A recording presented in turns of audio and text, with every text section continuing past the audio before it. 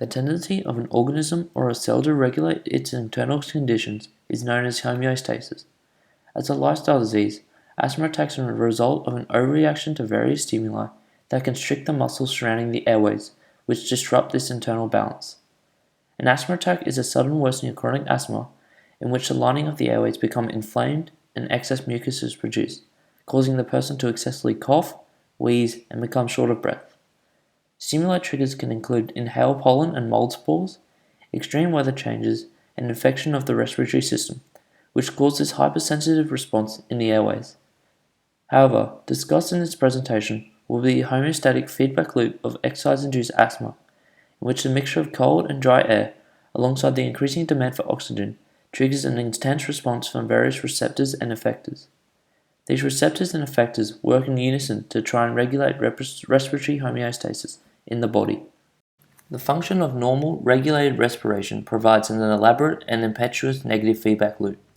As seen in the figure displayed, the process of controlled breathing allows a person to simultaneously take in oxygen within each inhale and releases carbon dioxide with each exhale.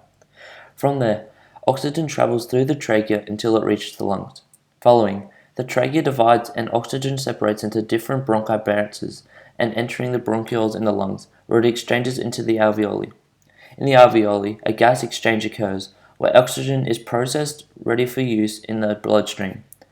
Furthermore, the process of respiration is affected by the movements of the abdomen and diaphragm located under the lungs. Conversely, exercise-induced asthma attacks disrupt this pattern, creating an unstable situation.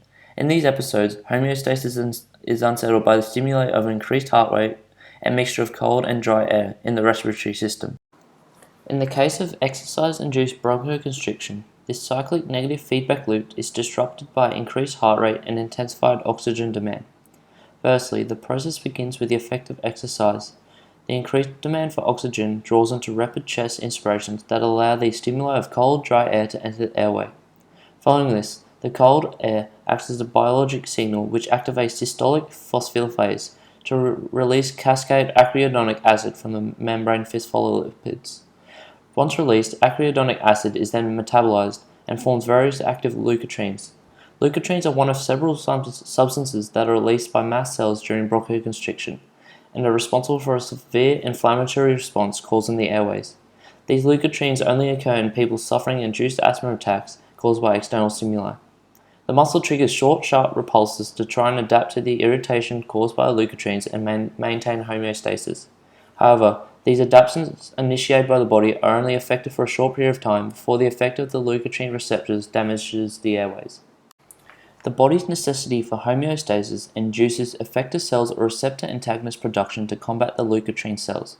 Cystinoid leukotrienes, the receptor antagonist of leukotrienes, is the main form of defense found in episodes of bronchoconstriction. Much like leukotrienes, cystinoid leukotrienes are a metabolite of arachidonic acid and is released from mast cells and eosinophils.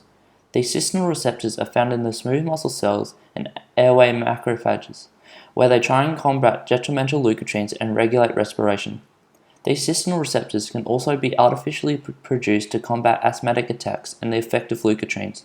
Although manufactured, these agents have the same effect as autonomous bodily leukotrienes and was a regular form of treatment in past medicine.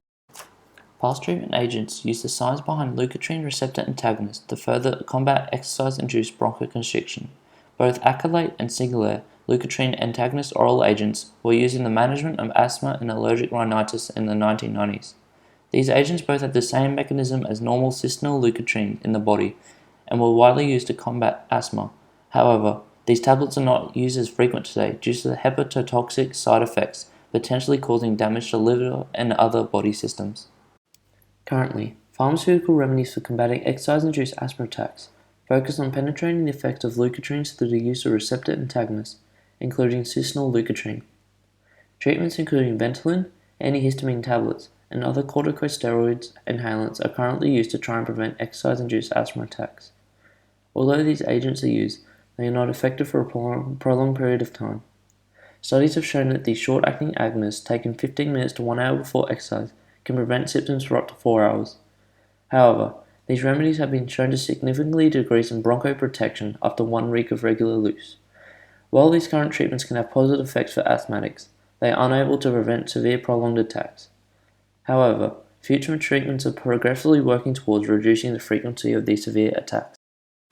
New strategies are redirecting their focus on reducing the structural effects of bronchoconstriction, rather than basic antihistamines and corticosteroids. An example is the use of epigenetic modifications, which is regarded as the next step to encompassing evidence of the sustained impaired crosstalk within the airways between structural and inflammatory cells. However, its effectiveness relies on the understanding of which modifications are responsible for asthma risk, implications in the cell structure, and the associated effects of this treatment. Also, bronchial thermoplasty has been cited as a possible treatment for the effects of asthma attacks. This thermoplastic treatment involves the therapeutic radiofrequency and energy to the airway wall, as a result heating the tissue and reducing the amount of smooth muscle present in the airway wall, reducing the presence of leukotrienes. However, like many cited future treatments, there is a possibility of adverse side effects with bronchial thermoplasty. Patients are likely to experience temporary coughing, wheezing, and shortened breath for up to a week after surgery due to the extensive nature of the surgery. Further, there is a slight possibility of these symptoms hospitalizing the affected patients, as experienced with 3.4% of people undergoing this treatment. Although these future treatments will hopefully cure severe bronchoconstriction for the current individual affected, the benefits will be much greater than this. With the use of epigenetic modification and therapeutic treatment, this will lessen the frequency of these episodes for future generations and hopefully reduce the effect of asthma worldwide.